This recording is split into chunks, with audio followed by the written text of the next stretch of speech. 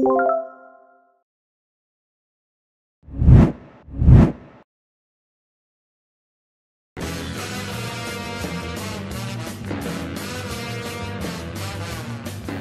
Sobat Vokasia, balik lagi di podcast ya. Nah, kali ini nih kita bakalan berbincang hangat lagi nih. Tapi alangkah baiknya kita kenalan dulu kali ya. Seperti kata pepatah, tak kenal maka tak sayang. Jadi perkenalkan, nama gue Adel. Nah, gue kali ini gak sendiri nih di podcast ya. Ada partner gue yang nemenin gue untuk berbincang hangat kali ini. Mungkin boleh langsung ke partner gue aja kali ya kenalan. Halo Sobat Vokasia, kenalin, nama gue Muhammad Farik Arkan. Dan pada kesempatan kali ini kita berkesempatan untuk membahas mengenai culture daerah. Nah, tanpa berlama-lama lagi, di sini sudah ada narasumber kita, Mas Aditya. Ya, halo semuanya.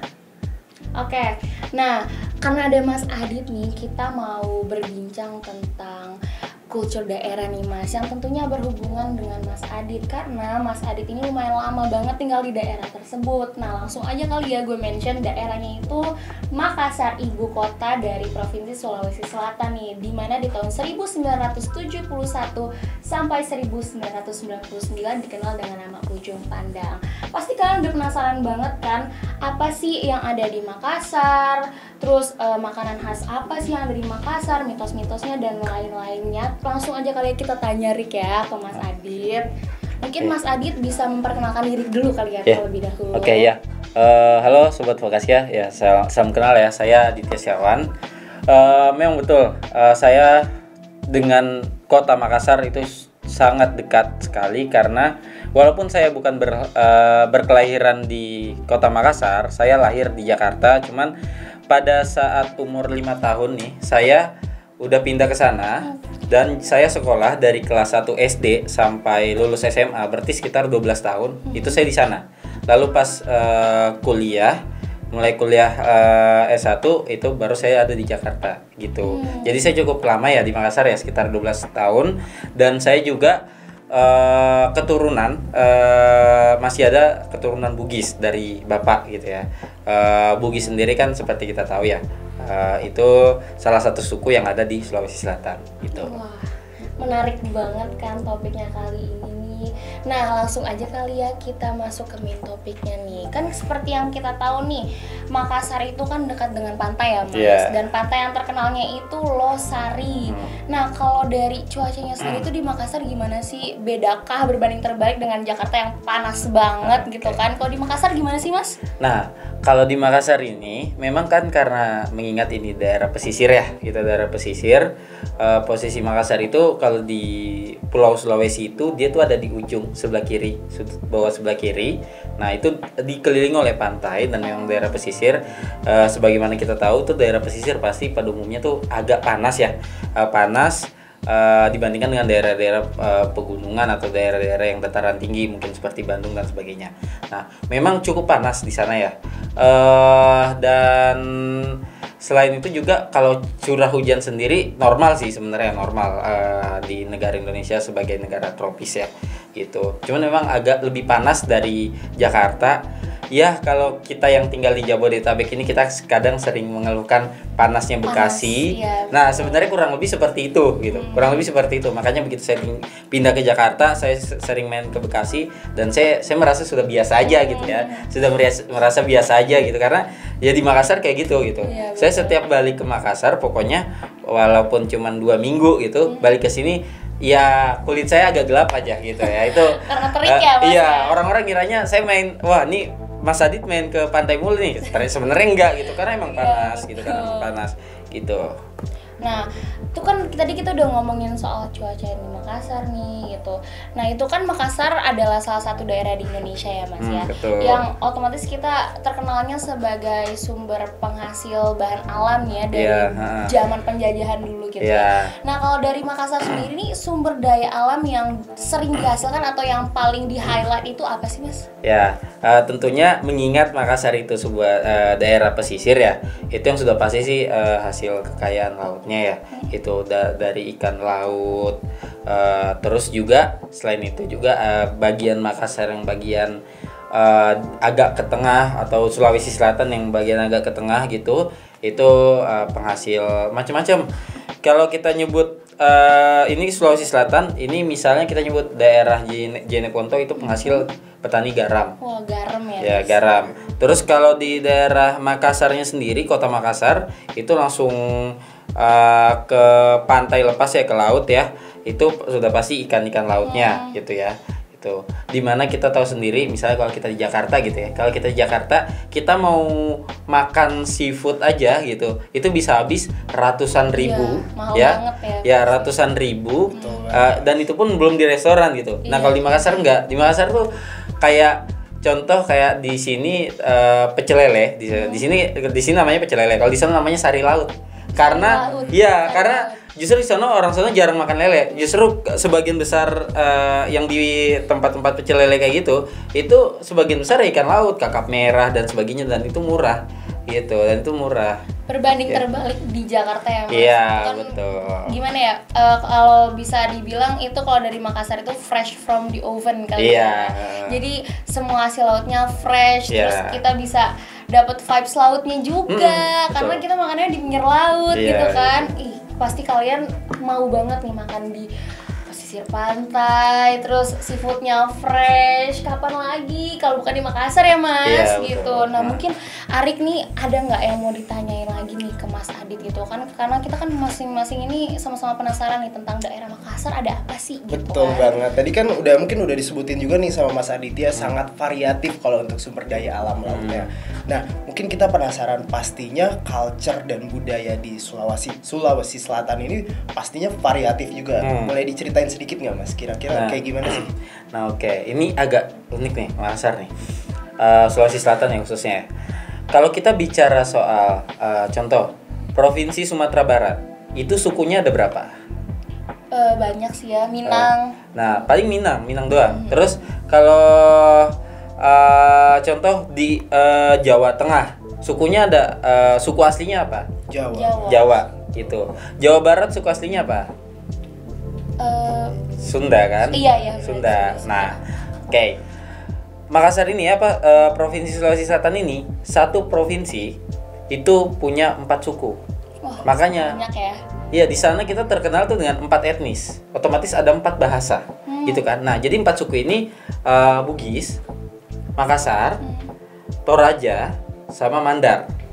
Bugis, Makassar, Toraja, Mandar. Iya, betul. Dan semuanya ini ada di Provinsi Sulawesi Selatan. Oke. Gitu. Nah, itu kalau dari sukunya seperti itu. Berarti kalau misalkan Makassar itu bukan sekedar hanya nama daerah aja ya, berarti Bukan. juga masuknya ke suku. Gitu. Iya, betul. Jadi Menarik. Makassar itu saat ini dipakai untuk menjadi nama kota Makassar. Sebenarnya pada dasarnya itu Makassar itu adalah suku.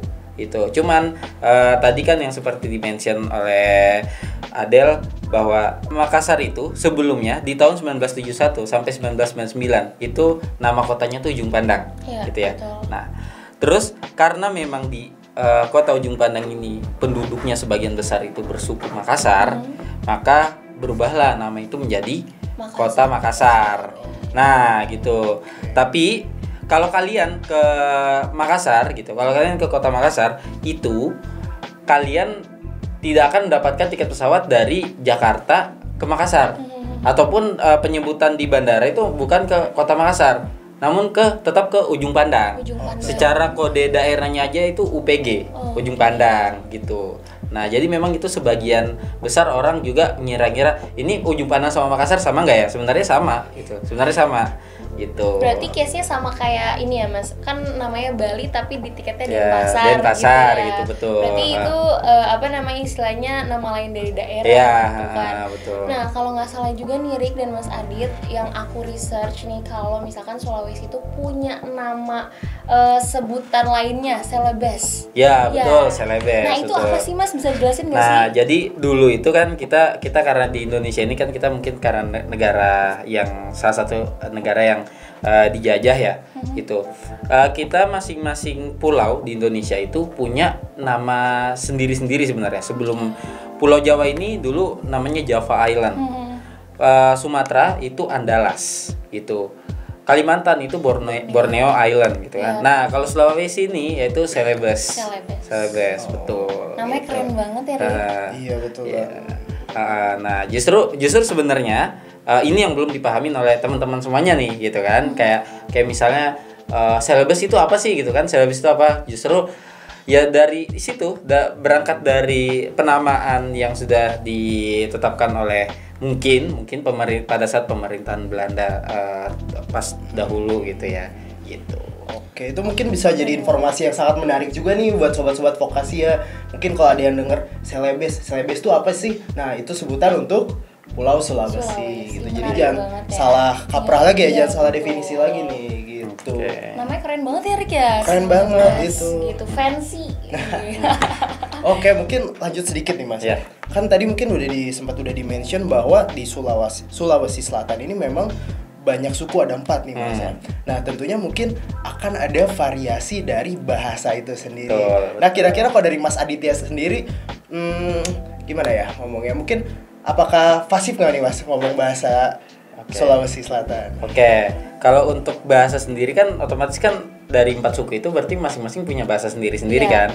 Nah, yang saya kuasain sebenarnya tuh 2 nih, bahasa Makassar dan Bugis. Bugis karena itu saya memang asli keturunan Bugis, dan Makassar itu memang saya tinggal di kota Makassar gitu. Cuman nih agak unik nih kalau kita bicara soal bahasa Makassar gitu, karena bahasa Makassar itu ada yang benar-benar bahasa Makassar kental tanpa campuran bahasa Indonesia, ada juga yang saya menyebutnya gini deh, bahasa Makassar aja atau bahasa Makassar banget gitu.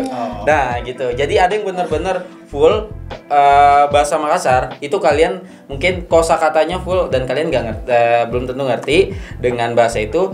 Cuman ada juga yang nggak terlalu menggunakan nggak terlalu menggunakan kosakata bahasa Makassar, cuman aksen-aksennya doang, tapi tetap kosakata dasarnya itu bahasa Indonesia kayak gitu. Berarti ada jenis-jenisnya juga ya bahasanya ya.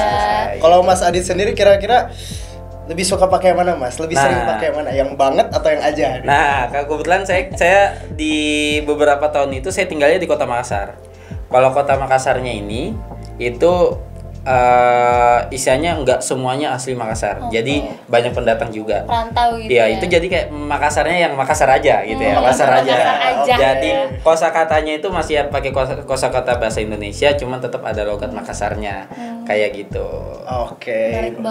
Menarik banget ya. ya. Pasti udah penasaran banget kan nih bahasanya gimana sih gitu ya. Dan Mas nih ya, setelah saya cari tahu ada bahasa namanya itu bahasa Okots nih. Para sobat vokasi pasti baru tahu kan bahasa Okots. Nah, bisa dijelasin gak sih Mas, bahasa Okots tuh bahasa apa sih? Nah, sebenarnya Okots itu tuh bukan bahasa, tapi istilah. Kita kalau texting WA gitu ya, kita texting nih WA, kita biasanya tipe kan, yang huruf yang nggak semestinya ada di kata itu kadang ada gitu. Nah, terus apa enggak kurang huruf gitu kan, itu tipe gitu. Nah ini tapi tipenya lebih ke ngomong, lebih ke berbicara gitu. Nah jadi di Makassar itu contoh ya, di Makassar itu nama pun juga bisa Okots. Okots ya, tulisannya OKKOTS. Okots gitu. ya, sobat. Okots. Nah, misalnya sekarang itu kan itu ada G-nya gitu. Nih uniknya adalah yang ada G-nya biasanya dikurangi G-nya. Dikurangi banget. Dan yang nggak ada G-nya ditambahin G. Gitu. Itu simpelnya kayak gitu. Contoh misalnya sekarang gitu kan. Weh, mau kok kemana sekarang? Mestinya gitu. Itu tadi saya pakai bahasa Makassar aja gitu. Weh, mau kok kemana sekarang? Nah, tapi kalau Okots, weh, mau kok kemana sekarang? Iya, sekarang. G-nya hilang nih Mas. Nah, G-nya hilang gitu. Terus kayak misalnya saya nanya ini, Farik, misalnya kalau dalam bahasa Indonesianya, Farik, lu udah makan. Nah, bahasa Makassarnya, Farik, sudah mau makan? Okotsnya, Farik, sudah mau makan? Gitu. Jadi ditambahin makang. Iya gitu. Nah, saya nggak tahu nih awal mulanya dari mana. Cuman kalau saya lihat, sepertinya memang karena orang-orang dahulu, orang-orang yang di Makassar yang memang menggunakan bahasa Makassar full gitu ya. Itu kan tadi pakai bahasa Makassar aja. Kalau pakai bahasa Makassar banget gitu misalnya. Weh Farik, leba mukong Andre. Apa tuh artinya Mas? Itu tadi artinya. Farik, lu udah makan gitu. Leba mukong Andre gitu. Bahasa itu Makassar. banget. ya. Iya. Nah, mungkin karena orang-orang dulu ya yang fasih berbahasa Makassar dengan kosakata full bahasa Makassar itu mungkin ketika dia pakai bahasa Makassar aja gitu yang tercampur dengan kosakata Indonesia kan tadi kan makan ya. Makan itu kan kosakata asli bahasa Indonesia kan. Mungkin kurang fasih mengucapkannya jadi makan jadi makang gitu. Makang gitu ya. Nah, dan di Makassar itu memang gimana ya? Kami tuh di Makassar itu terbilang sering menggunakan kata-kata yang standar, yang sebenarnya kosakata yang masih ada bahasa Indonesianya. Jadi kalau saya berbicara dengan teman saya, mungkin kalian kalau kalian nyimak itu kalian masih ngerti. Karena kalau pakai bahasa itu bahasa Makassar yang nggak terlalu gitu yang masih ada kosakata bahasa Indonesianya gitu. Nah, contoh lagi, Okots ini misalnya, Okots tuh bisa dinama juga loh. Apa gitu. tuh? Gimana tuh? Bisa nama saya Adip gitu. Bisa-bisa tuh Okots itu jadi Adip gitu. Kalau Adip. saya, Mas? Tapi biasanya kalau Adel enggak sih, kalau Adel enggak. Tapi lebih ke ini biasanya tuh huruf ya. Ketemu huruf N atau ketemu huruf G. Ketemu huruf T itu akan okotsnya tuh ke P. Sudut jadi suduk. Suduk Gitu. Dan itu jadi bahan lelucon kami di sana. Jadi kayak lucu aja gitu. Dan di Makassar pun kalau orang-orang okots itu kayak kami melihatnya justru kayak ya lucu Kak, dan karena bukan bahasa asli Makassar. Maksudnya orang yang terbiasa dengan bahasa Makassar kental itu mencoba untuk berbahasa Indonesia karena jarang menggunakan bahasa Indonesia, jadi mungkin makan menjadi makang ini karena memang nggak tahu bahwa yang sebenarnya itu makan, dan itu terbiasa gitu kan ketika ngomong, apalagi di Makassar ya. Makassar itu tuh mungkin agak sedikit complicated banget loh mengenai bahasa gitu. Ada ki, ada ko. Ada ko. Misalnya gini, Adel sudah mau kau makan, itu kasar. Oh, itu termasuk Itu bahasa kasar. Kenapa tuh? Karena itu pakai lu. Ko itu lu. Oh, kalau itu bahasa gaul lah istilahnya. iya, ko gitu. lu gitu. Itu untuk yang sepantaran, seumuran sama kita itu biasa digunakan. Tapi kalau untuk ke orang tua atau orang yang jauh lebih tua dari kita, pakainya ki. Itu kayak kamu gitu. Atau misalnya ke pasangan kan nggak mungkin lu gue, tapi pakai aku kamu kan, jadi sudah makan gitu, dan nadanya juga biasanya agak sedikit berbeda. Lebih sopan kan? Iya betul, lebih sopan gitu. Lebih sopan. Nah jadi kayak misalnya sudah makan gitu, mau kemana? Nah kalau yang agak kasarnya sudah mau makan, mau kemana? Dan nadanya pun beda gini. Adel sudah makan gitu, itu kan lebih halus. Kalau misalnya ke Farik misalnya, ke cowok kan gitu, Farik sudah mau makan, mau kemana gitu. Bahasa gaul tuh, bahasa gaul. Lebih ke intinya lebih ke kasar untuk seumuran gitu kan. Mau kemana gitu kan, kalau yang harusnya mau kemana gitu. Intonasinya juga main ya Mas. Dan kalau di convert ke teks gitu, speech to text itu rata-rata tuh pakai kutip satu. Jadi i-nya itu ya jadi kayak i enggak ki tapi kutip satu. Makanya biasanya kalau orang awal-awal belajar bahasa Makassar itu biasanya itu kayak mau ki kemana, pasti bacanya gitu kan. Sebenarnya itu ki, itu ada i-nya gitu. Makanya saya kadang itu speech to text-nya saya benar-benar sedetail itu. Saya pakai petik satu dan sebagainya. Walaupun teman saya sesama bahasa orang Makassar ngerti gitu. Kalau saya nggak pakai petik satu, tapi saya biasakan. Karena kenapa? Itu merubah dari lisan ke tulisan itu memang harus sedetail itu kayak gitu. Berarti itu bisa jadi insight baru nih untuk sobat Vokasi ya. Betul. Kalau misalkan yang lagi mau belajar bahasa Makassar nih, terus di akhir kata ada tanda petik satu atau apostrofi, itu tandanya harus ditekankan ya Mas, nada bicaranya ada penekanan gitu. Nah, sahabat vokasi ya, kita kayak kurang afdol ya Rik dan Mas Betul Adit kalau banget. misalkan kita nggak mempraktekkan langsung nih gimana sih orang Makassar tuh berkomunikasi. Mungkin kita bisa call friend kali ya Mas ya. Oke Supaya kita deh. bisa tahu dan sobat vokasi ya di rumah bisa tahu nih gimana sih cara orang Makassar berkomunikasi. Oke. Gitu. Ini saya akan coba call teman saya ya yang di sana, yang di Makassar, dan memang saya sama dia pasti pakai menggunakan bahasa Makassar ya. Langsung dari Makassar ya. Iya. Coba. Halo. Halo, assalamualaikum Ustaz. Waalaikumsalam. Weh, di mana kok? Di Kendari, Kukira di Makassar mau kok. masih di Kendari ya. Oh. Nanti mau di Makassar, insyaallah. Oh, bagaimana Ji Makassar? Aman Ji, aman Ji. Halo. Ngapa mau kok video call? Mungkin kangen kali ya sama Mas Adit ya. Halo. Halo. Anjay, kayaknya Mi. Masih syuting ini, masih syuting ini, podcast. Kenapa kau telepon ke kalau masih syuting? Tidak, justru kamu itu mau dikasih masuk ini pas syuting ini. Bah, Ini mau mempraktikkan bahasa Makassar. asik. Asik. Iya. Jadi begini. Jadi kan saya syuting ini podcast tentang bahasa Makassar, tentang Makassar, tentang kultur tak. Gitu. Nah, ini kebetulan memang nih sama tim ini syuting ini. Nah, bagaimana Ji? Jadi kalau kita di sana itu pakai bahasa Makassar full atau apa? Atau setengah-setengah? Setengah-setengah. Hah? Setengah-setengah. Apa ya? Bahasa Makassar kah? Terus?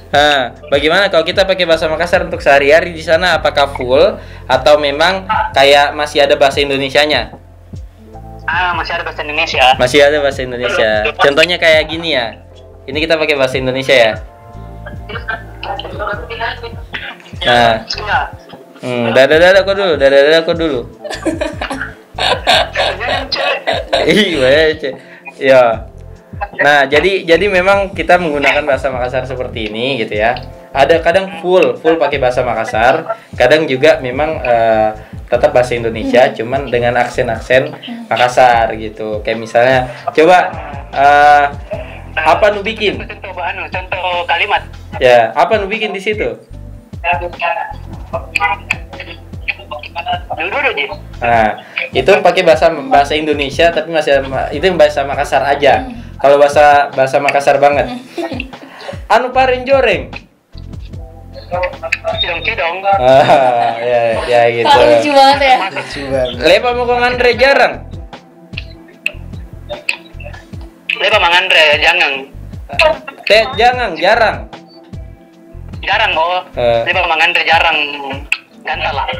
Gantala jarang. Jadi di sana tuh ada masakan namanya gantala jarang. Jarang kan tadi kan kuda. Iya. Nah, gantala itu ya itu masakan khas di sana yang itu bumbunya garam doang. Yang tadi. Itu iya betul. Nah, itu dari kuda.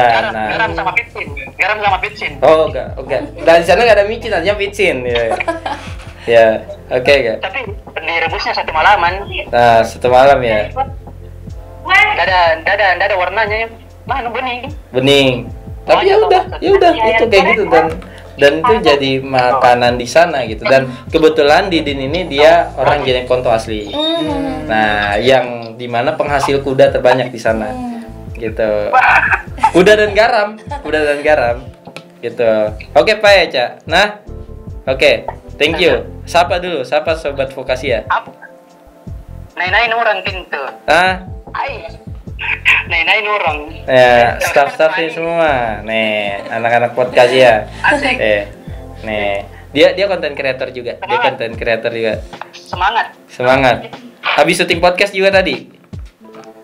Habis syuting podcast yang viral di Kendari. Oh, viral. Oke, sip. Oke, thank you dah. Oke. Hati-hati, jaga Makassar. Ya, Oke, ya. Eko pembalaki pintu main. Asik. Oke. Seru banget ya Rik ya. Oke, nah gitu kurang lebih gitu. Live ya. Live langsung Live gitu. langsung nih. Nah, gitu. Keren banget ya emang bahasanya dan Iya. lucu ya kalau kita yang nggak Unik, tahu ya. kok kita lucu aja gitu ya. Iya, Karena betul. nih komunikasinya terlihat Nah, lancar. dan memang seperti itu di sana itu memang kalau kalian dengar sekilas pembicaraan itu kayaknya mirip agak ke timur-timuran dengan kata-kata koki apa segala. Itu memang memang kami karena mungkin secara geografis dekat dengan timur ya, dan memang juga banyak pendatang dari timur juga, yaitu banyak kata-kata resapan yang dari sana gitu, yang dari timur, dari Ambon, Kupang, Flores gitu ya, terus Papua gitu. Seperti itu. Wah, khas banget ya Menarik emang sekali. suasananya. Nah, mungkin tadi sempat di-mention juga nih oleh Mas Adit terkait dengan cara berbicara kepada orang yang lebih tua dan juga lebih muda di Makassar tuh dibedakan intonasinya, Mas. Dan kita melihat mungkin itu menjadi sebuah habit juga ya, Mas ya di sana. Dan nah, kira-kira kalau di sana apakah ada habit-habit lain nih, Mas, yang mungkin yang punya karakteristiknya sendiri untuk di Makassar itu sendiri gitu, Mas? Oke. Nah, ya untuk habit lain sendiri yang membandingkan antara yang bikin beda ya antara Makassar dengan kultur-kultur lainnya, itu terutama memang itu mengenai komunikasi. Jadi kalau di Makassar itu memang nada kita di sana itu, nada kami di sana itu agak tinggi, itu agak tinggi. Sebenarnya nggak marah-marah gitu kan, kalau mengingat ada daerah lain misalnya Batak dan sebagainya kan kayak gitu. Ya sama sebenarnya. Kita memang agak tinggi gitu. Kalau kayak, "Weh, mau kemana?" gitu kan. "Weh, mau kemana?" Itu kayak biasa aja sebenarnya gitu. Cuman ketika karena habit itu ya gitu, kita nggak bicara soal ini habit ini bagus apa enggak, tapi emang udah jadi kultur gitu, dari habit dan jadi menjadi kultur gitu, dan dari kultur menjadi habit, siklus hidupnya akan begitu terus. Maka itu sangat sudah biasa ketika kita berbicara dengan nada tinggi dan sebagainya, itu udah biasa. Dan bahkan itu kan tadi yang sempat Farik spill tentang yang intonasi nada itu ya ke orang tua dan sebagainya. Sebenarnya yang membedakan antara kita komunikasi dengan yang sama muda nih, yang seumuran sama yang ke orang tua, bedanya cuma antara I sama O doang. Selebihnya nada bicara itu masih sama aja. Ke orang tua kayak misalnya, "Ih, mau ki kemana?" Masih sama-sama tinggi gitu. Bukan berarti ke orang tua pelan gitu, nggak juga gitu. "Ih, mau ki kemana?" Biasanya masih sama-sama tinggi juga gitu. Nah, itu habit pertama itu. Terus kedua, nih yang jadi habit juga dan yang jadi sorotan ya. Yang di Makassar itu memang adalah daerah yang penuh dengan budaya gitu ya. Di Sulawesi Selatan daerah penuh dengan budaya, suku aja ada 4 gitu. Yang saya ikutin sejauh ini itu yang di Bugis itu terutama untuk seremonial, untuk seremonial. Itu untuk pernikahan, untuk acara nikahan gitu. Pertama, untuk persiapannya itu udah 7 hari sebelumnya itu udah heboh di rumah tempat pernikahannya, udah diriin tenda dan sebagainya. Terus di sana itu untuk acara lamaran aja itu berkali-kali. Pertama, misalnya mapet tuh ada dulu gitu. Jadi mempelai cowok datang ke bukan mempelai cowoknya. Jadi orang tua dari mempelai cowok. Jadi kayak misalnya saya di rumah aja gitu. Jadi si orang tua saya, ibu sama bapak saya yang ke rumah mempelai cewek untuk melamar gitu. Terus udah melamar gitu mak duta, terus mapetuada. Bisa di hari yang sama, bisa di hari yang berbeda gitu. Mapetuada itu menentukan uang maharnya berapa gitu kan. Terus uang maharnya berapa, terus uang belanja berapa, itu beda loh, mahar, belanja dan sebagainya. Makanya di Makassar itu sempat jadi trending kayak uang panai ya, sampai dari ratusan juta sampai miliaran gitu. Nih sedikit saya spill aja nih. Pada praktik di lapangannya emang benar. Di sana itu contoh, ceweknya kalau misalnya kayak terakhir teman saya itu ada ceweknya kan dilihat dari lulusan juga, dari pendidikan terakhir apa. Ada yang lulusan SMA itu, uang maharnya itu 200 juta. Lulusan SMA. Apalagi yang lulusan S1. Udah lulusan S1 berasal dari keluarga yang berada gitu ya. Dan itu bisa sampai MM-an bahkan gitu. Apalagi misalnya lulusan S1 kedokteran Unhas udah haji. Wah, itu udah pasti itu udah. Iya, itu udah MM-an. Dan gini, di sana itu kenapa budaya itu terus berjalan? karena kalau saya melihat itu didukung dengan keluarga dari mempelai cowok. Jadi si mempelai cewek ini akan bilang bahwa kayak bukan mempelai ceweknya tapi keluarganya kan bilang ya udah dengan harga segini, maharnya segini gitu. Si keluarga mempelai cowok mungkin dari cowok secara pribadi juga, mempelai cowok secara pribadi nggak punya uang segitu, tapi itu diada-adakan, bukan diusahakan dengan cara apa? Kan si mempelai cowok ini punya om atau orang tuanya mempelai cowok ini punya saudara-saudara, punya adik atau punya kakak, itu mereka patungan untuk mengadakan untuk mahar si cowok ini gitu, untuk bantu si cowok ini. Dan itu nah nanti selanjutnya kalau misalnya ada yang omnya ini menikahkan anaknya juga cowok, nanti dibantu juga gitu. Nah seperti itu, jadi tidak sesimpel nyebut angka 500 juta terus kok cepet ya dapatnya 500 juta. Sebenarnya karena mereka juga patungan di belakang itu ada sisi positifnya adalah saling bantu membantu ke sesama saudara gitu ya. Nah tadi kan saya lanjut lagi tadi mengenai lamaran udah Mampetu Adat itu kan menentukan mahar berapa, uang belanjanya berapa. Setelah itu nanti balik lagi nih si cowok nih keluarga mempelai cowok balik lagi nanti akan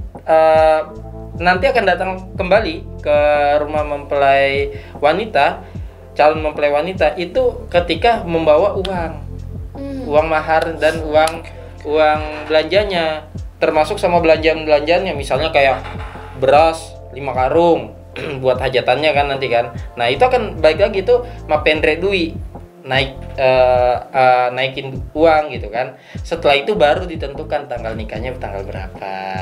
Wah, gitu. Menarik banget ya. Nah, habitnya di situ ya. Itu Mas. Dan itu masih belum selesai. Setelah itu udah menentukan nih tanggal nikahnya tanggal berapa. Udah kan balikan. Setelah itu nanti ada lagi acara mapaci. Mapaci itu satu malam kalau di kita biasanya di Jakarta ini kalau saya lihat kayak mandi kembang gitu ya gitu. Nah itu sama gitu ya.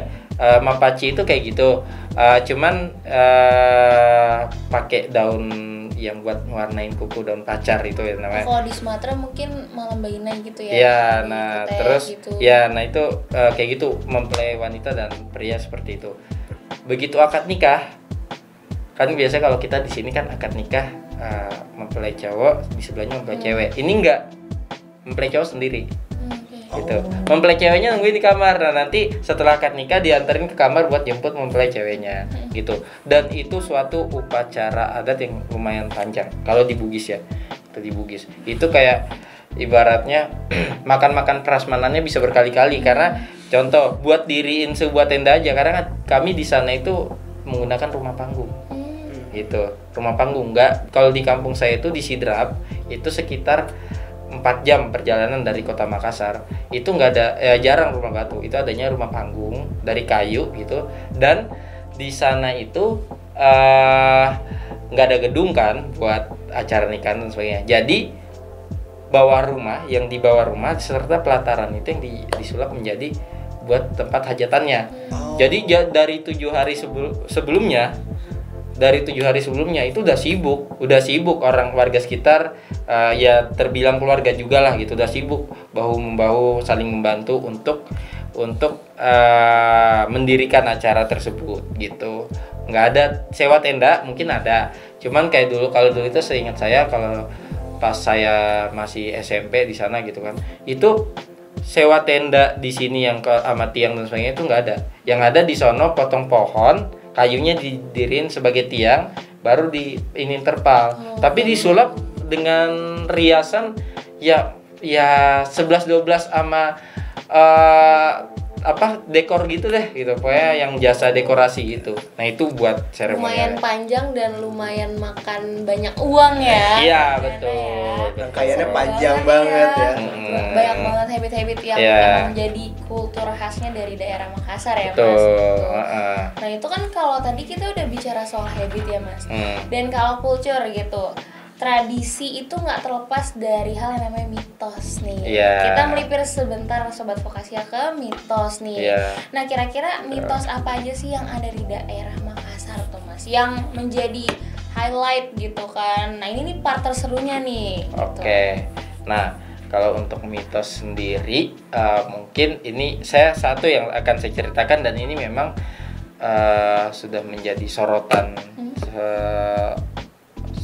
mungkin seluruh masyarakat Indonesia mengenai. Saya selalu ditanyakan soal hal ini gitu. Ada yang namanya tarung sarung, gitu ya. Tarung sarung itu merupakan pertarungan antara dua orang cowok, intinya cowok, nggak ada pokoknya semua tarung sarung itu cowok. Pertarungan antara dua orang cowok di dalam satu sarung yang besar, itu sarung tenun lipas sabe yang memang besar, yang bisa masuk dua orang dengan menggunakan senjata tradisional sana, yaitu badik gitu.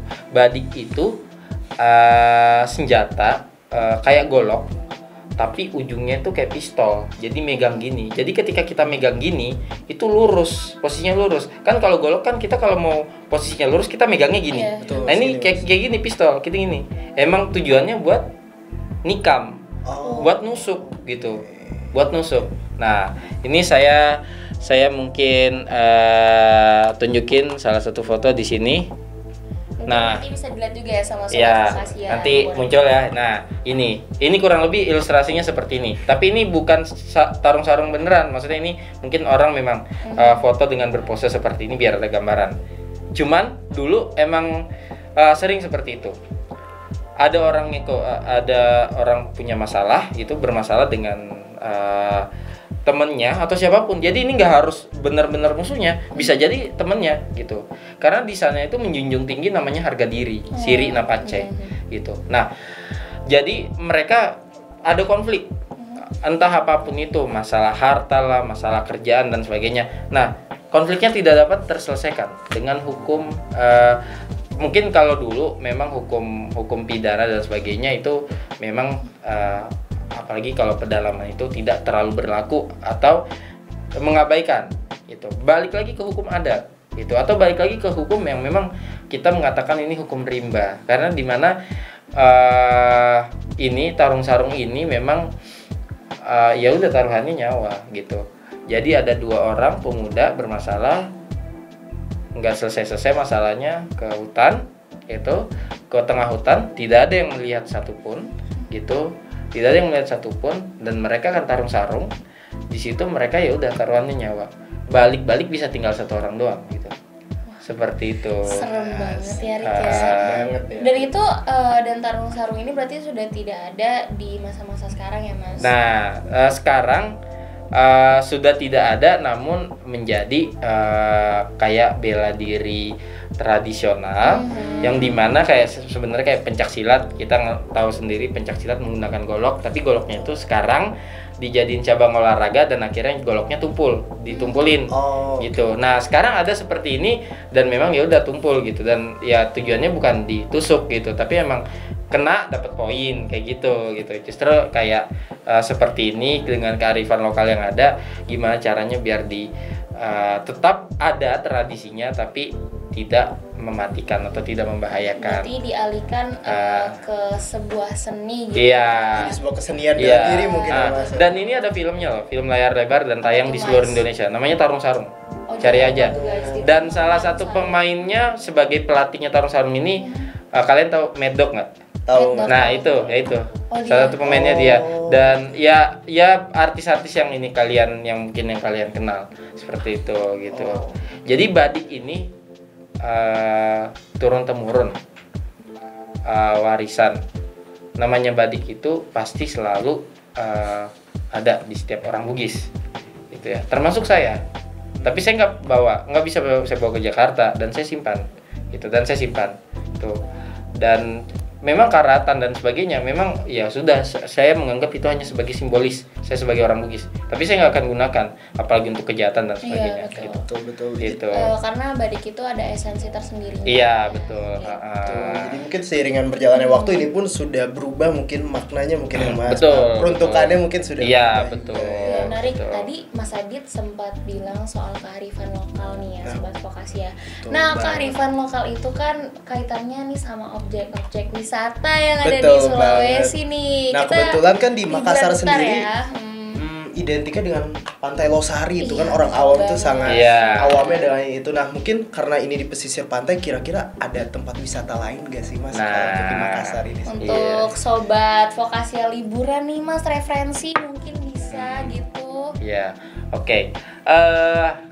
Kita kalau bicara Makassar pasti teringatnya Pantai Losari. Iya, betul. Gitu kan. Dan ternyata sebenarnya Pantai Losari itu sudah tidak dapat lagi dikatakan sebagai pantai.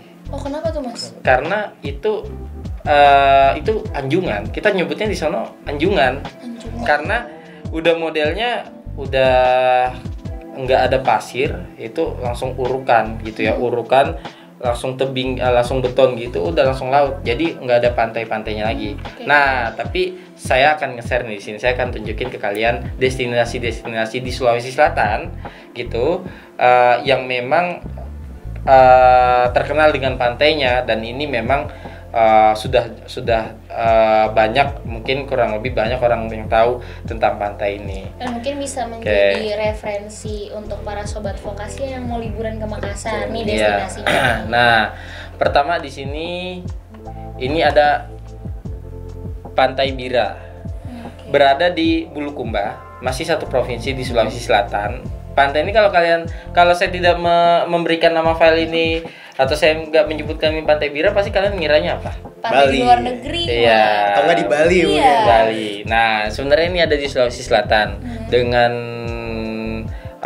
pemandangan yang disuguhkan, pasir putih yang dimiliki, dan air yang jernih tentunya ya, gitu ya. Ini menjadi daya tarik objek wisata 10 tahun belakangan ini. Gitu, Pantai Bira ini gitu. Emang indah banget sih. Iya, Mas. karena pas di awal-awal ini disebutnya hidden gem yang baru ditemukan di 10 tahun belakangan ini gitu. Jadi pas saya masih kuliah S1 itu, saya baru sempat ke sini, dan memang benar-benar masih belum terjamah. Masih asri berarti. Masih asri, Benar. betul. Masih Ya, masih dan, asri. For your information juga nih sobat Vokasia, kenapa banyak hidden gem yang mungkin masih disembunyikan oleh masyarakat endingnya dari suatu daerah itu, karena memang mereka mau menjaga keaslian Betul. dari tempat tersebut gitu. Iya. Karena kan yang kita tahu banyak banget ya sekarang binatang-binatang yang hidupnya nggak lama karena limbah Iya, atau betul. yang lain. Oke, next nih tempat wisata Nah. apa lagi nih Mas? Terus di sini ada Nah, ini ada Pantai Mandalaria. Iya. Nah, kalau kalian lihat di situ ada kapal ya, nanti akan saya ceritakan lebih detail tentang kapal. Tapi ini pantai yang nggak jauh dari Pantai Bira. Jadi masih sekitar satu lingkungan, cuman memang agak pisah gitu ya. Masih tetanggaan berarti. Masih tetanggaan gitu ya. Ini ada Pantai Mandalaria. Lalu di sini ada Pantai Marumasa. Ini pantai ya. Kita bicara pantai, ini ada Pantai Marumasa. Mirip-mirip Maldives ya Mas. Ya betul. Terus dan ini di sebelahnya Bira, ini ada Bara. Pantai Bara. Ada Nah, Pantai Bira dan Pantai Bara, Bara. Marumasa dan Mandalaria. Semuanya masih di satu kabupaten di Bulukumba. Jadi itu di Provinsi Sulawesi Selatan. Jadi kalau dari Kota Makassar sekitar 4 jam perjalanan darat. Gitu ya. Nah, lalu di sini saya akan menunjukkan kalian, ini ada Aparalang. Apa?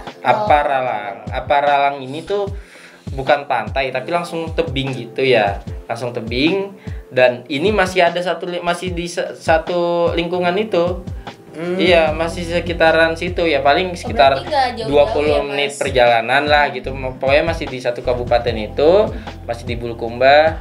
Berarti yang tadi Aparang itu sama kayak Losari ya? Langsung tebing. Nah, tapi kalau Losari itu kan buatan. Ini langsung tebing asli yang benar-benar buatan alam gitu. Natural banget. Nah, natural banget gitu. Kondisinya pun kalau dilihat masih bersih banget. Iya, betul. Masih bersih banget. Bahkan kita selama ini yang kita lihat pantai itu airnya sejernih-jernihnya air pantai itu nggak mungkin mendekati kayak air tawar. Iya. Ini kita melihat seperti ini seperti di danau atau air tawar. Iya. Setuju Padahal banget. ini Gitu. pantai ya? Iya, itu pantai, betul.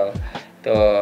Nah, terus masih soal pantai-pantai, ini ada lagi pulau ya. Pulau di mana pulau ini juga salah satu ikonik kalau kalian ke Makassar, terus kalian pulang, kalian balik ke Jakarta, kalian akan ngelewatin pulau ini, kalian akan melihat dari atas pesawat, kalian lihat kayak ini apa ya, putih, kecil tapi di tengah laut gitu. Namanya Pulau Kodingareng Keke. Wah. Ini kayak gini modelnya. Ada bangunannya Mas ya? Bangunan cuma satu doang gitu. Itu sepertinya juga buat sebagai pemantau doang gitu ya. Bukan penginapan, bukan apa. Karena memang untuk ke pulau ini, Pulau Kodingareng Keke ini, itu di jam-jam tertentu. Di saat jam lagi surut air laut. Jika pasang gitu ya, ini nanti yang bagian pantai-pantainya pasir-pasir ini bisa full air gitu, Pak. Paling sisa segini. Berarti lagi surut Gitu. aja gitu. Iya betul, lagi surut aja dan ini biasanya dipakai buat prewedding Iya gitu. sih. Nah, iya. jadi Tempat benar-benar yang kayak pas sih. iya Iya. di tengah laut seperti itu. Nah, kalau ini perjalanan paling sekitar 1-2 jam dari Kota Makassar. Langsung naik kapal dari dekat-dekat Pantai Losari, langsung naik kapal ke sini. Berarti dilepas pantai gitu Mas? Dilepas pantai, betul, dilepas Keren pantai. banget ya, Rek, ya. Gitu. Nah, itu untuk ini ya. Terus ada lagi ini kan ini yang laut ya, gitu. Terus kalau Makassar bagian atau Sulawesi Selatan yang bagian agak ke tengah, gitu, ada Ramang-Ramang. Ramang-ramang. Nah, ini kayak Green Canyon gitu. Iya. Nah, ini Ramang-Ramang ini dikelilingi dengan, ini masih di wilayah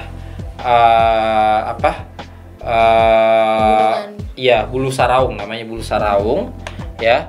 Jadi untuk menyusuri ini menggunakan perahu seperti ini, dan itu melewati sungai-sungai, melewati goa gitu ya.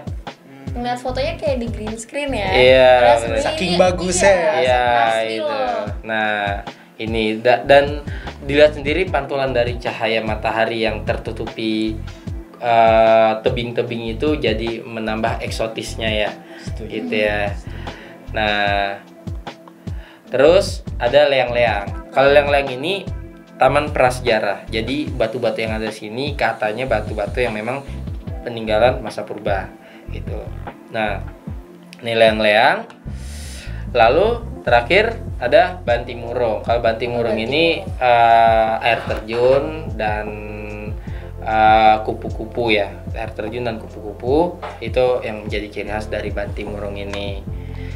Nah, dan yang terakhir ini yang jadi ikonik di Makassar yaitu Masjid 99 Kubah. Itu. Dan saya pas terakhir kemarin Lebaran kemarin saya ke sana gitu. Saya beneran hitungin dong kubahnya. Saya hitungin beneran enggak 99, dan ternyata benar 99 kubah itu. Dan masjid ini memang awalnya dibangun rangkanya dulu, habis itu kubahnya sebelum tembok-temboknya dipasang. Dan ini persis ada di depan Pantai Losari. Wah, Gitu. indah banget ya. Pantai banget berarti Iya, ya, Mas? jadi begitu kalian di Anjungan Pantai Losari, itu kelihatan langsung Masjid 99 Kubah ini. Dan benar 99 kubah. Iya, betul. Rajin ya ngitungin Iya. Mas. Dan Gitu. Farid, karena tadi ada banyak banget wisatanya, Masjid 99 Kubah, Pantai Bira, dan wisata-wisata destinasi alam yang lain ya Mas. Jadi saya mau info ini di sini nih untuk para sobat Vokasia yang nonton ini, jangan lupa untuk selalu menjaga keaslian tempat dari destinasi yang tadi Mas Adit bilang. Karena Betul. kalau bukan kita siapa lagi, Betul. gitu ya Mas. Ini udah di Betul. spill nih hidden gemnya gitu. Jangan dicemarin sama sampah-sampah gitu. Makanya kita harus jaga apa yang alam ini punya gitu. Apalagi nih Rik yang mau kita bahas nih Rik? Nah mungkin tadi udah ngomongin objek wisata khas nih Mas ya dari Sulawesi Selatan dan Makassar. Nah pastinya ada juga wisata makanan, wisata yang Kuliner ya? kuliner, Kuliner. betul banget. Nah kira-kira kalau di Sulawesi Selatan itu sendiri nih Mas, yang khasnya tuh apa sih kalau makanan yang untuk mengenyangkan perut kita tuh apa Mas? Oke. Khas di sana. Memanjakan lidah gitu Betul ya. banget. Iya.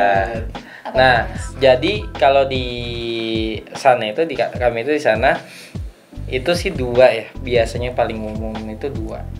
Makanan yang berat itu biasanya daging-dagingan, yang ringan-ringan itu biasanya pisang.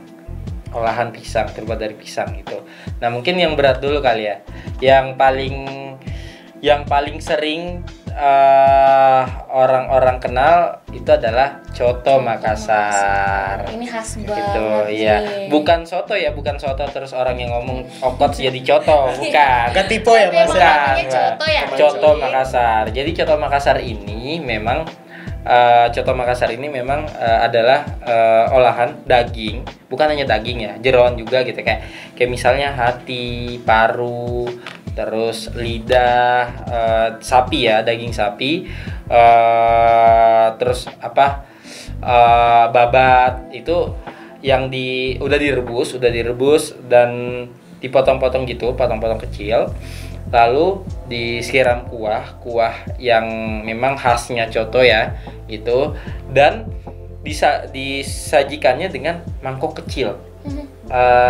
Kalau di sini mangkok yang biasa dipakai di skuteng, Oke. yang kecil gitu. yang kecil. Nah itu, Oke. dan sendoknya sendok bebek yang Bebek besi gitu, yang stainless gitu ya.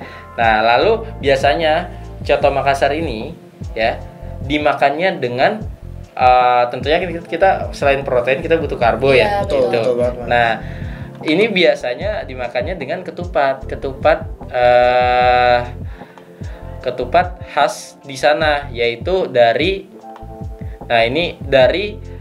bedanya itu si ketupatnya ini untuk bungkusnya itu dia dari daun pandan, bukan bukan kelapa gitu ya. Kan biasanya kan ada dari pelepah kelapa kan gitu. Nah, ini dari daun dari daun pandan dan kecil segenggam tangan gini. Nah, gitu. Makanya biasa kalau orang makan coto Makassar itu ketupat bisa habis 3, 4 gitu. Karena emang kecil ketupatnya. Rasanya pun gitu. mungkin beda ya mas, karena Beda dibalut dengan. Iya, dan ada aroma khasnya tersendiri gitu. Nah, Dari gitu. bentukannya sih mirip-mirip soto Betawi ya, Mas. Iya. Nah, coto Betawi. dan itu pun untuk di Sulawesi Selatan ada banyak coto. Ada coto Makassar, ada coto Maros gitu ya. Itu macam-macam Maros. gitu. Nah, kalau coto Maros itu memang agak lebih butek airnya. Kalau coto Makassar itu lebih bening gitu. Cuman sama-sama olahan daging sapi gitu. Bahkan ada coto kuda. Coto Nah, kuda. Daging kuda berarti. Iya, betul, daging kuda. Gimana Jadi tuh Mas rasanya, Mas? ya memang alot gitu ya, alot gitu. Beda dengan kayak daging sapi gitu. Itu daging sapi mungkin lebih empuk dan sebagainya. Ini daging kuda benar-benar alot karena memang kita tahu sendiri kuda memiliki lemak yang cukup rendah, kurang gitu ya. Tapi dagingnya itu serat-seratnya itu tinggi gitu ya. Nah, itu daging kuda itu benar-benar alot dan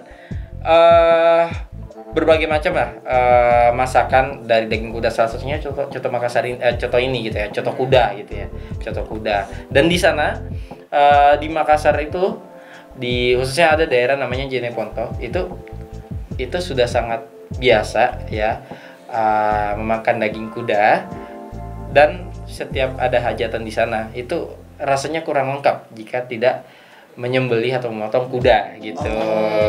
Paham. Udah mulai Iya. paham nih. Iya. Terus Mas, apa lagi nih? Nah, terus selanjutnya di sini nih, ini tadi contoh ketupatnya ya. Ketupat yang tadi Ketupat ya. ya, Makanan contoh ketupat yang pendampingnya tadi gitu ya. gitu. Oh di sana disebutnya ketupat juga mas? Ketupat gitu. Nah, biasanya selain ada coto Makassar, biasanya juga ada palu basah. Palu basah. Nah, palu basah ini beda, ini sekilas mirip nih sama coto Makassar. Cuman bedanya pas dulu tapi ya, itu palu basah masih sering disajikan dengan daging kerbau. Jadi bukan daging sapi, daging kerbau. Ataupun kuda gitu. Kuda enggak. Jadi antara daging kerbau sama daging sapi. Tapi sekarang palu basah sekarang itu memang kebanyakan daging sapi. Dan palu basah itu artinya palu itu kan masak, basah itu lama. Jadi dimasak dengan lama. Jadi teksturnya ini lebih empuk. Ya, daging palu basah ini lebih empuk. Lebih Dan rich juga ya. iya, dan dia disajikan ditambahkan serundeng. Nah, plus di sini kalau kalian lihat di sini ada kuning telur. Ini benar, ini telur yang disajikannya pas mentah langsung diceplokin, dituangin ke dalam mangkoknya gitu. Tapi itu nggak akan mengganggu rasanya, malah makin Nah, enak. iya justru malah makin enak. Justru bahkan ada orang yang sampai over banget sampai bisa sampai 5 telur Wah. dalam satu mangkuk gitu. Nah, iya emang enak sih enak, dan untuk kolesterol kan bahaya tinggi ya Iya, gitu bahaya gitu. Dan biasanya ini disajikan nggak dengan ketupat, tapi dengan nasi. Makin ini aja. Iya, makin dengan nasi full putih, gitu. betul, dengan nasi putih. Nah, dan tadi untuk coto Makassar dan palu basah ini kita di Makassar. Ini kami di Makassar ini kalau untuk bangsawan dulu ini hanya sebagai hidangan pembuka. Oh, hidangan pembuka. Bukan main course ya, hidangan Appetizer pembuka. ya. Iya, masih appetizer aja, masih kayak ya udah gitu kan, masih sambil nungguin tamu yang lain datang gitu. Nah, Jangan sampai berubah jadi dessert nih, Mas. nah, iya jangan sampai. Iya, Kan? Kalau benar. main course-nya apa berarti? Nah, biasanya main course-nya itu nasi ya tetap ya, kadang nasi ya. Terus ada juga konro. Ya, konro. Bentar, konro itu Sop konro nah, berarti. sop konro, betul. Konro itu adalah iga ya, daging iga. Iga yang masih ada dagingnya gitu, yang dimana si iganya ini kalau penyajiannya dua nih, ada dibakar, ada yang di sop. Nah, di sop konro kurang lebih kayak gini tampilannya gitu. Jadi emang dari iga sapi, nggak harus iga, tulang-tulangan pokoknya, tulang-tulangan. Konro itu tulang kan. Nah, jadi tulang-tulangan yang disuguhkan gitu ya, disuguhkan. Itu biasanya kalau saat ini sering ditemukannya kalau di rumah-rumah itu pada saat lebaran, terutama Idul Adha ya. Kita tahu sendiri daging sapi maupun tulang-tulangan sapi itu melimpah, dan biasanya dimasak di rumah seperti ini, konro gitu. Nah, ini ada konro, sop konro gitu ya. Nah, lalu ada juga konro bakar. Iga bakar ya? Iya, iga bakar. Nah, iga bakar. Tapi di sini dengan bumbunya kadang bumbu kacang, terus dengan sambal dan sebagainya gitu. Nah, ini konro nih gitu ya. Terus ada lagi Apa tuh, Mas? ini nasi goreng. Nasi gorengnya cuman ini unik. Kalau di Makassar itu nasi gorengnya seperti ini. Merah ya, Merah. Mas? Merah, betul. Lucu juga Merah. ya warnanya, Kayak Mas. jeruk nipis. Iya, ya, di Makassar seperti itu. Jadi namanya nasi goreng. Kalau kalian beli nasi goreng di Makassar gitu, pasti warna merah. Template-nya warna merah. Itu dari apa merahnya, Mas? Nah, itu merahnya itu dari saus. Ada saus di sana. Saus dengan kearifan lokal atau kayak saus yang memang diproduksinya di sana. Gitu. Sausnya itu yang bikin merah gitu ya. Gitu, dan pakai jeruk nipis gitu. Pakai jeruk nipis. Iya, ini kan di sana gitu. Ya, biar lebih asem lagi, Iya. biar lebih rich mungkin ya. Nah, dan di sana itu kita kalau makan berkuah bakso misalnya, itu jarang ada penggunaan cuka. Justru di sana karena mungkin hasil alamnya melimpah, kita seringnya pakai untuk membuat cita rasa asam, kita pakai jeruk nipis. Bakso pakai jeruk nipis. Mie ayam pakai jeruk nipis gitu. Nah, kayak gitu. Nah, ini kurang lebih tampilannya seperti ini. Merahnya tuh bukan merah hati atau apa, benar-benar merah ngejreng gitu ya. Merah banget Gitu. gitu ya. Pas Kayak banget ya. pakai pewarna, tapi sebenarnya bukan pewarna. Bukan pewarna. Gitu. Betul. Banyak banget ya makanan-makanan khasnya nih, Farik nih. Betul banget. Nah, ini belum habis nih, ada lagi. Apa tuh? Ini agak unik dari namanya. Sop saudara gitu. Dikira saudaranya di sop gitu. Enggak, Pakai bukan. lontong juga ya? Pakai Bukan. ketupat juga. Nah, ini ada dua nih. Kalau untuk di Bugis Makassar itu ada dua, ada ketupat, ada burasa gitu ya. Nah, kalau burasa sendiri itu tampilannya seperti ini, gitu. Buras. Jadi ini bedanya dengan ketupat mungkin secara bentuk udah jelas beda, tapi ini ada campuran santannya. Jadi ada rasa gurihnya. Kalau ketupat itu hambar pasti rasanya, Betul, sama setuju. seperti nasi Oh, ini putih gurih. biasa. Ini gurih. Kalau kita di sini kayak lontong, gitu ya. Nah, tapi ini bentuknya gepeng, gitu. Jadi dia itu ada dua lapis gitu ya, dua lapis gepeng terus diikat itu talinya itu tali dari rajutan karung. Kalian tahu karung beras biasanya itu kan ada tali tuh. Nah, itu pakai itu tali itu. Disabut-sabut gitu ya. Iya, dicabut terus diikat gitu.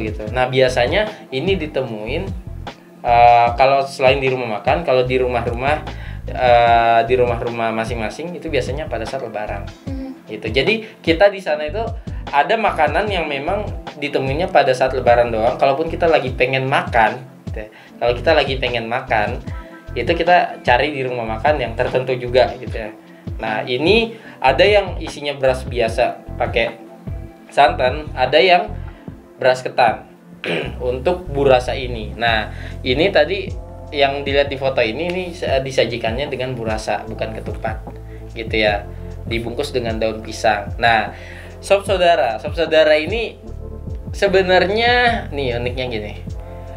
Menurut cerita yang saya dapatkan, bumbu dari sop saudara ini itu adalah air cucian beras, air tajin. Jadi buteknya itu bukan karena santan. Tapi karena dari cucian beras. Iya, tapi bukan cucian beras yang pertama ya, karena itu pasti masih kotor banget. Iya. Mungkin yang kedua atau ketiga gitu. Itu informasi yang saya dapatkan seperti itu. Dan ini tetap ada daging-dagingan juga. Tetap ada daging-dagingan. Terus dia bedanya ini pakai bihun ya, pakai bihun gitu, sama ada perkedel, kayak perkedel gitu di sini gitu. Dan kuahnya beda dengan coto Makassar dan palu basah gitu. Dia kalau dagingnya apa mas? Daging sapi atau kuda juga? Tetap daging sapi juga. Oh, daging daging sapi juga sapi. gitu. Sop saudara ini khasnya pangkep. Biasanya pasangan makannya ini kalau kita lihat gini, kayaknya kita kalau makan ini udah kenyang gitu. Ternyata nggak juga. Ternyata ada lagi pasangannya. Biasanya pasangannya itu ikan bakar. Oh, ikan bakar. Ikan bakar bandeng. Tapi kalau di sana nyebutnya ikan bolu. Ikan bolu. Ikan bolu. Kalau di sini bolu kue. Kalau di Iya, sana manis bolu ya. ikan. Iya, I don't know, Iya. mungkin karena teksturnya seperti bolu, bandeng itu lebih empuk dan sebagainya, mungkin seperti itu. Makanya disebutnya ikan bolu. Gitu. Cukup mengunggah selera nih. Iya, Mungkin gitu. Mas Adit bisa kasih tahu kali ya ke sobat Vokasia yang ada di rumah dan yang lagi nonton nih, gimana sih mereka bisa ngerasain makanan-makanan ini di Jakarta gitu? Nah, kalau di Jakarta ini bukan promo ya, tapi ini memang saya Gak di endorse. nggak di endorse ya, tapi memang saya sering gitu. Saya sering kalau ini uniknya ada yang namanya garing coto. Garing coto. Garing coto. Garing itu sakit. Ya coto itu ya coto Makassar tadi. Ada di saat orang lagi sakit di Makassar, ataupun orang-orang yang sering makan coto, atau ya emang orang Makassar sakit, sembuhnya tuh karena makan coto. Karena kayak kebayang-bayang dia sakit demam coto gitu, gitu kayak. Demam coto ya, Rik. Nah, Bisa saya gitu ya. saya sering bukan sering sih, adalah sama saya di Jakarta 2-3 kali kena seperti itu. Maksudnya kayak saya sakit tapi kebayang-bayangnya coto gitu. Dan terbukti ketika saya udah makan Sembuh. Semua mas. sembuh gitu. Nah, Healing ya, healing Nah, pakai coto. dan memang kalau untuk di Jakarta kita bisa mendapatkannya di street food Keramat. Kalau kalian tahu daerah Senen. Kuitang, Senen ya, daerah Senen itu kan banyak tuh pedagang nasi kapau Nasi ya, kapau. ya masakan-masakan Padang. Iya. Kita nggak ngira di situ ada nyempil satu warung makan yang memang menyajikan khas Makassar, yaitu coto Makassar gitu. Itu ada di situ, dan itu selama saya di Jakarta saya nyoba beberapa tempat coto, itu yang paling mendekati rasa aslinya dari situ, yang di street food Yang Keramat rasa- itu. ya, rasa originalnya di situ Iya, ya, rasa paling originalnya di mendekati situ. ya. Karena sambelnya dia pakai tauco. Oh. Gitu. Berarti di sana ada mulai dari appetizer, main course, di Ada, di sana ada. semua lengkap ya guys. Lengkap ya, Di Mas. Keramat gitu ya Mas ya. Iya, di street food Keramat. Mungkin buat sobat-sobat Vokasia yang lagi kelaparan tapi bingung makan apa, boleh banget untuk makan makanan Makassar. Iya, Makassar. Nah, gitu. itu belum habis nih. Masih ada lagi satu nih, terakhir. Boleh. Itu Apa tuh? mie titi. Mie titi. Oh, ini sempat jadi tren juga nih Mas di sosial media. Ya, jadi mie titi ini adalah mie kering ya, mie yang digoreng kering dan memang teksturnya kecil-kecil gitu ya. Dan setelah digoreng kering gitu, dia itu disiram Pakai kuah, kuah ya? kayak kuahnya itu kental ya, kayak capcay gitu. Ada potongan bakso, sayuran, udang, cumi atau apa, disiram seperti itu gitu. Dan khasnya apa yang paling nggak bisa dilupakan itu ketika kita gigit dalam keadaan semi basah atau kayak setengah basah gitu. Nyemuk Itu kayak gitu ya? masih ada kriuknya tapi udah agak empuk. Oh. Gitu. Mungkin kalau Nah, di Chinese ifumi kali nah, Mas. ifumi, benar, ifumi. Cuman mie-nya beda. Oh, beda. Ini Bi- lebih tipis lebih kecil, lagi ya. lebih kecil gitu. Wah, Wah, Nah, enak banget nih Unik pasti. juga ya, ada kering, Iya, ada jadi basahnya. lapar loh Rik nih gue nih. Banget Betul gitu banget. kan. Setelah banyak membahas mengenai Iya. makanan Makassar ini, kita malah jadi kenyang nih walaupun Ya. belum makan ya. Nah, gitu. ini kan main course. Iya. Belum yang tadi yang belum makanan-makanan ringannya gitu ya. Gitu kan. Tadi kan saya sempat spill dikit. Kalau untuk makanan Makassar tuh intinya ada daging-dagingan sama pisang-pisangan. Nah, kalau untuk makanan yang untuk pisang-pisangan itu gitu, pertama ini ada barongko Barongko. atau roko-roko unti. Jadi bahasa Bugisnya barongko, bahasa Makassarnya roko-roko unti. Dimana kalau roko-roko unti ini unti kan artinya pisang. Roko-roko ini ya ngebungkus ya gitu ya, dibungkus. Nah, ini pisang yang dihancurin, dijadiin kayak bubur gitu, lalu dicampur dengan telur bebek, diaduk, terus dimasukin ke dalam daun pisang, dibungkus kayak kalau kita ngeliat kayaknya bungkusnya kayak bungkusan nasi gitu ya, Iya. modelnya ya. Nah, tapi ini dari daun pisang terus dikukus. Nah, dimakannya itu pakai sendok. Oke. Terus gitu ya. Dan ini manis banget. Iya, cita rasanya manis, bener-bener manis banget gitu. Nah, ini barongko atau roko-roko unti. Sekarang kita coba pindah ke ini. Nah, ini nih, Wah. ini paling umum nih, paling sering kalian temuin ya. Betul banget. Gitu. Tapi saya yang sangat disayangkan orang-orang itu nggak tahu kalau ini ternyata asli dari Makassar, yaitu es pisang hijau. Jadi es pisang hijau ini ya disajikan memang biasanya kalau di Makassar itu kita beli es pisang hijau itu langsung satu pisang. Itu yang sebelum dipotong-potong kayak ini itu satu pisang utuh itu, dan menggunakan kayak bubur sumsum gitu ya. Itu yang putihnya itu dari tepung beras. Lalu untuk merahnya ini sirup, yang sebenarnya sirup yang aslinya itu Dari pisang sirup itu? iya, sirup DHT. Sirup DHT ini hanya ada di Makassar dan pabriknya di sana. Kebetulan pabriknya dekat rumah saya, dan memang sirup DHT ini terbuat dari pisang Ambon. Itu ada rasa-rasa pisangnya. Jadi bukan sirup koko pandan ataupun sirup stroberi atau apa, karena kita melihat warna merah ya. Jadi ini aslinya benar-benar pakai DHT seperti itu. Nah, selain itu juga ada kalau sirup nih gitu ya, ada juga sirup markisa gitu. Nah, sirup markisa ini benar-benar dari sari markisa. Ini juga ciri khasnya Makassar, dan ini benar-benar seger banget sih, seger banget gitu ya. Asam-asam gitu ya, Mas? Iya, dan ada pulirnya ya gitu. Oke, nah di sini ada selain pisang hijau, selain es pisang hijau gitu ya. Ini ada palu butung, atau kalau disuguhkannya pakai es jadi es palu butung gitu ya. Nah, es palu butung ini itu dia bedanya dengan es pisang hijau, sebenarnya dia nggak pakai nggak dibalutin dengan kulit warna hijau tadi, tapi dia langsung dipotong-potong pisangnya dan dimasak langsung sama si tepung berasnya ini gitu. Dan es palu butung ini dulu saya inget banget pas saya SD itu. Iya, pas saya SD, depan sekolah saya, depan SD saya itu saya masih dapat harga Rp500. Gope. Iya, Rp500 gitu untuk satu mangkok gitu, udah lama banget gitu. Nah, sama pakai sirupnya juga sirup DHT. Kayak gitu.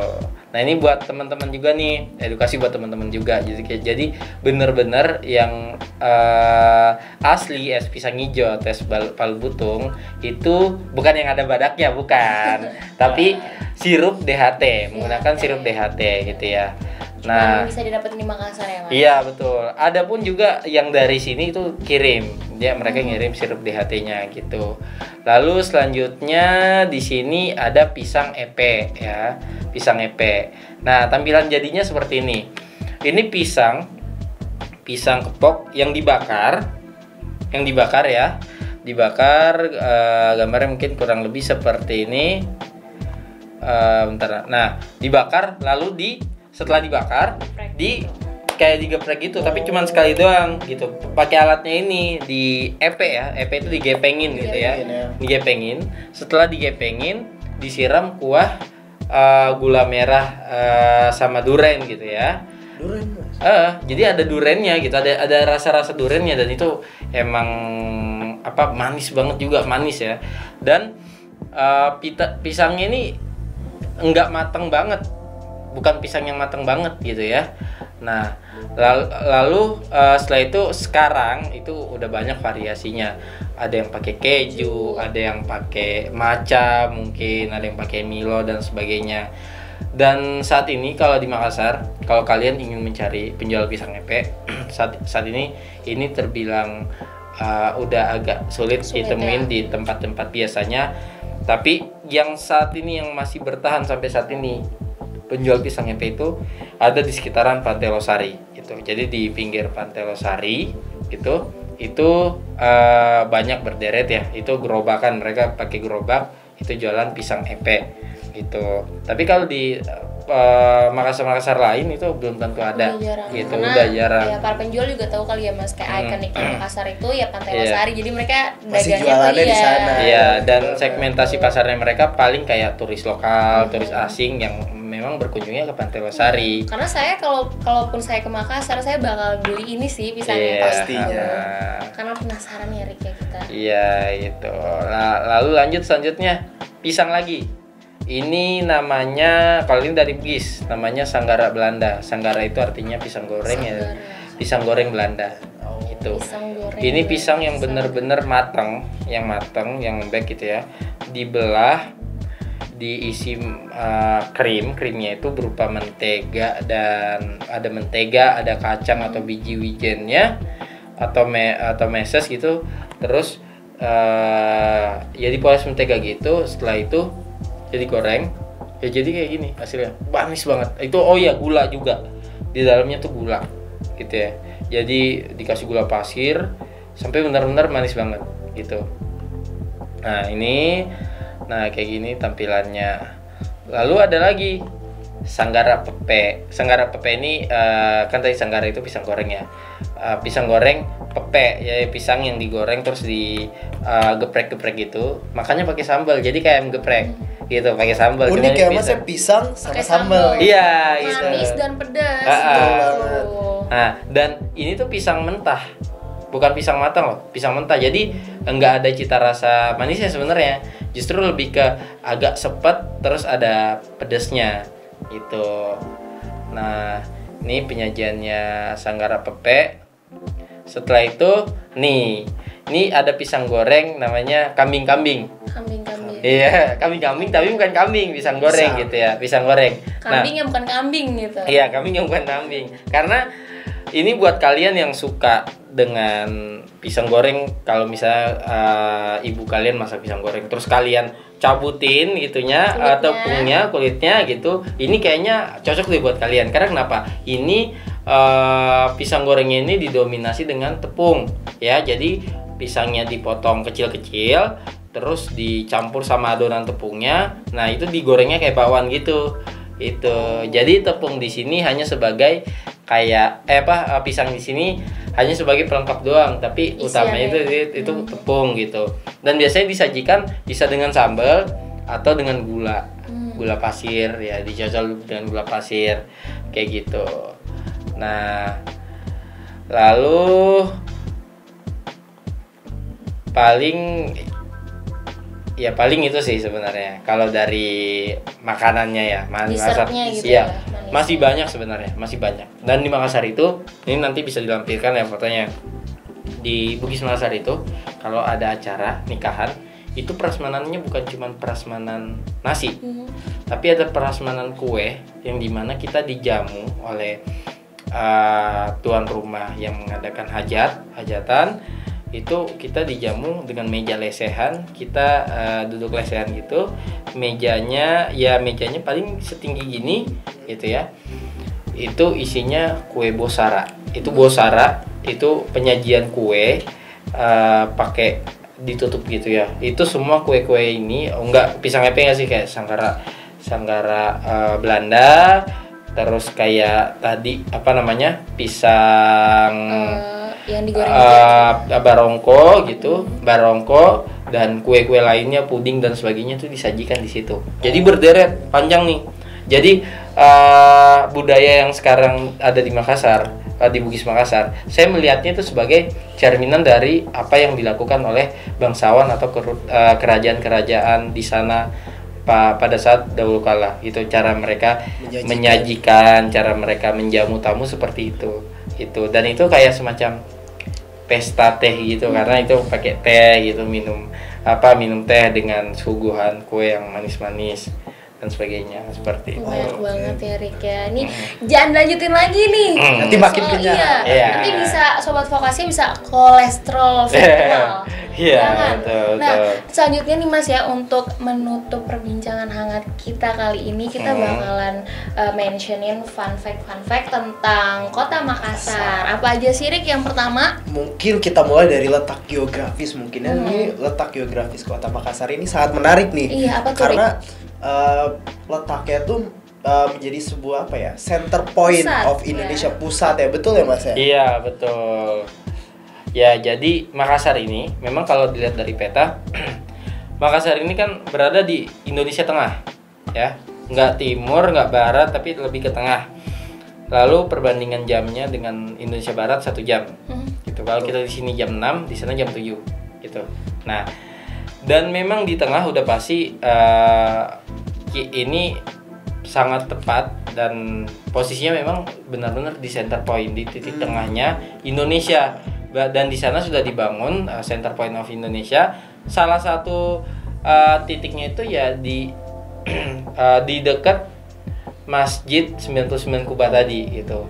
Dan katanya akan dibangun istana negara di sana gitu. Dan sepertinya juga sudah dibangun gitu ya. Itu titik tengah dari Indonesia seperti itu, dan itu benar. Iya. Terus Gitu. nih Mas ya, katanya fun fact-nya lagi nih, katanya ada Monas di Makassar. Nah, Ya. gimana tuh Mas? Ada Monas di Makassar. Ya, benar. Ada Monas di Makassar. Memang itu benar. Sebagai fun fact ya.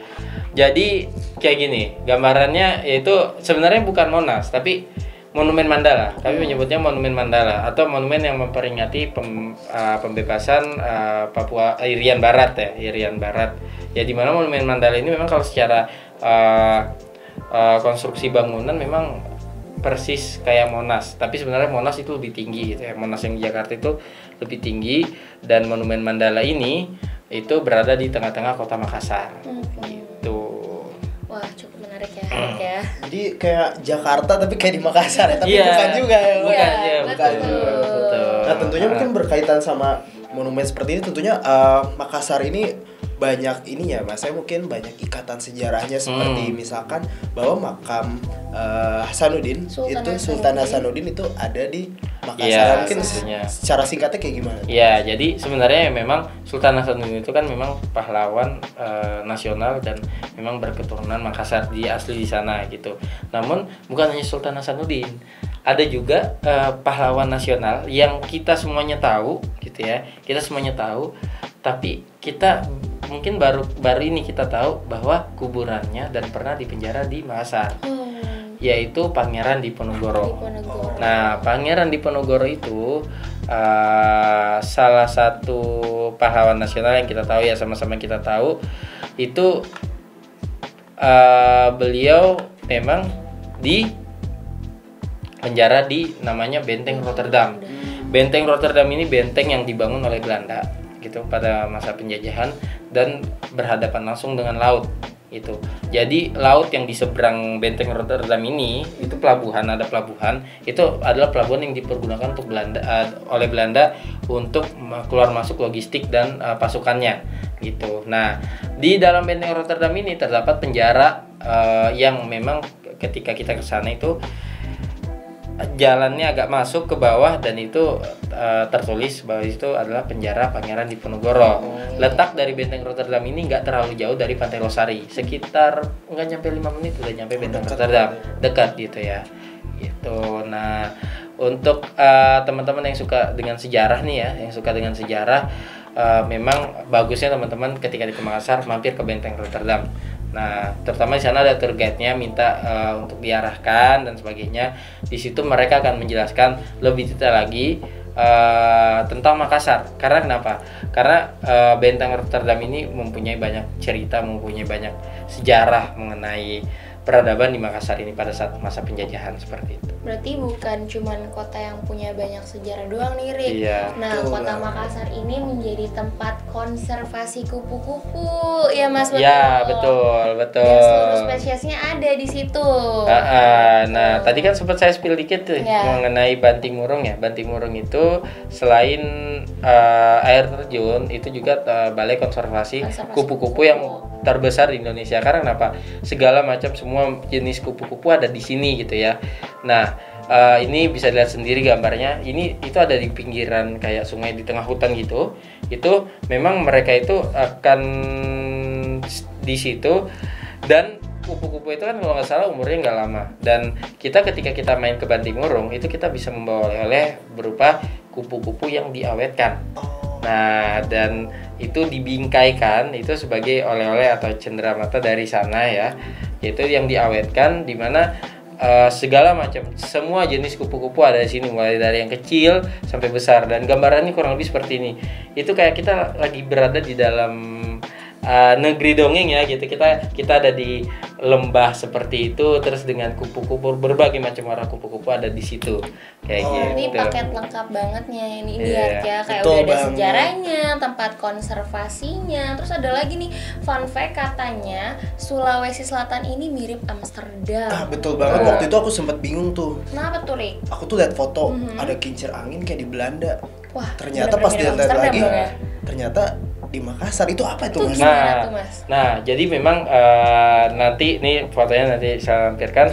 Jadi memang di beberapa tahun ini mulai dari di daerah di Jeneponto di Sulawesi Selatan itu dibangunlah sebuah PLTB, pembangkit listrik pokoknya tenaga baling-baling gitu, angin ya. Nah, itu baling-balingnya memang bener-bener kayak di Belanda gitu. Nah, bisa dilihat di foto di sini. Nah, itu baling-balingnya itu memang gede banget gitu, dan itu ada banyak. Itu di pinggir pantai di Jeneponto. Setelah itu baru dibangun lagi dan baru di launching lagi itu di daerah Sidrap. Itu di atas gunung. Itu PLTB-nya di atas gunung. Jadi ada 2 kabupaten yang memang ada PLTB ya. Itu seperti Amsterdam lah, seperti Amsterdam. Kita tahu sendiri sebutan lain dari Belanda atau Amsterdam itu adalah negeri kincir angin. Betul. Nah, ini seperti di Amsterdam, justru yang lebih modernnya. Karena kalau yang dulu itu benar-benar bangunan tua yang baling-balingnya gede. Ini yang lebih modernnya, yang sama seperti yang Amsterdam yang zaman sekarang gitu. Yaitu kincir angin tetap gede, cuman itu lebih tipis dan lebih apa ya, lebih simpel modelnya, tapi lebih besar ya, lebih tinggi ke atas gitu. Dan mungkin sebagai penutup fun fact nih, dan penutup sesi ini juga ya, Rik ya. Sayang sekali. Ada lagi nih fun fact terakhir, yaitu katanya Makassar menjadi salah satu kota maritim yang cukup terkenal nih gitu. Gimana tuh Mas penjelasannya? Oke. Nah, jadi benar, Sulawesi Selatan itu sebagai kota maritim yang cukup terkenal di seluruh dunia. Pertama, mulai dari kita itu kan posisi geografisnya kan berada di pesisir. Di sekitaran Sulawesi Selatan itu adalah pantai, lepas pantai, laut gitu. Nah, di sana itu ada yang dikenal sebagai kapal atau perahu finisi gitu. Kalau teman-teman lihat ikon kota Makassar gitu kan, biasanya kalau di daerah kota kalau logo-logo kota itu kan ada ikoniknya itu justru perahu finisi. Perahu finisi itu gambarannya kurang lebih seperti ini. Nah, ini kalau dilihat sekilas kayak apa kira-kira?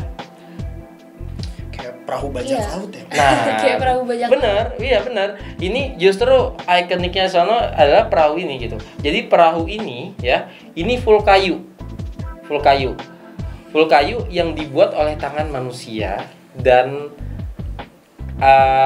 katanya itu tanpa paku, hanya menggunakan pasak-pasak, dan itu tadi pengrajinnya itu ada di daerah di pantai yang tadi yang saya jelasin, yang di pantai daerah dekat di Bulukumba, dekat Pira ataupun di Mandalaria itu. Nah, ini proses pembuatannya seperti ini. Ini dibuat dengan tangan manusia, full kayu gitu, dan mereka membuatnya dengan feeling. Lihat, kalau kalian lihat di sini ada kertas enggak sebagai pedoman mereka? Enggak ada. Ada mesin-mesin berat nggak ada kan gitu. Ini benar-benar mereka membuat dengan feeling mereka Gitu. Tidak ada mungkin gambar coret-coretan ada, tapi tidak ada gambar sampai complicated untuk orang membuat perahu kapal pesiar gitu ya. Berarti expensive dan eksklusif. Iya benar. Dan ini cukup terkenal dimanapun. Orang kalau ketika mau bilang perahu finish itu udah pasti di Makassar.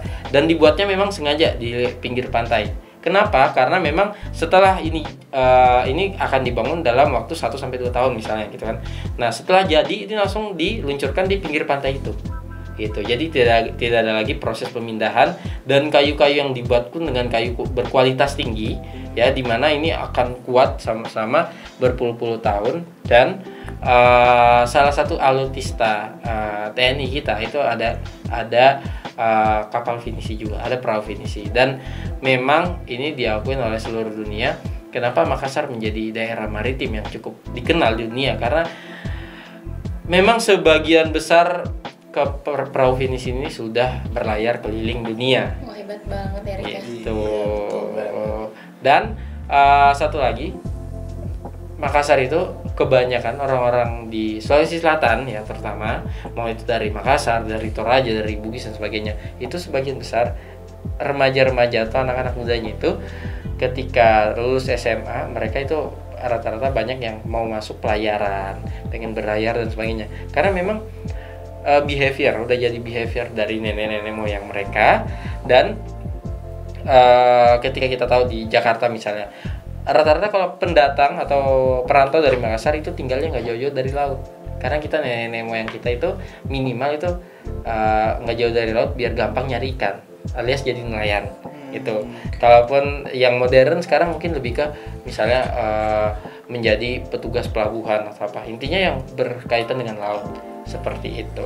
Gak akan begitu jauh dari laut juga ya Mas. Iya. Amazed banget ya kita dari tadi ngedengerin penjelasannya Mas Adit nih dari awal sampai akhir.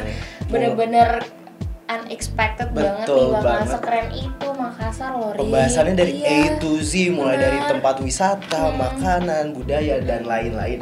Namun Sobat Vokasia, sayang banget pembahasan tadi menjadi penutup dari sesi Podcasia untuk kesempatan kali ini. Nah, mungkin kami ingin mengucapkan terima kasih banyak kepada Mas Aditya. Oke, thank you. Sudah menyempatkan waktunya sharing. Betul. Mungkin untuk Sobat Vokasia yang mau tahu lebih lanjutnya tentang Makassar, bisa kali ya DM Mas Adit lah. Betul. Nanti di-mention deh Instagramnya di sini, iya, di sini betul. ya.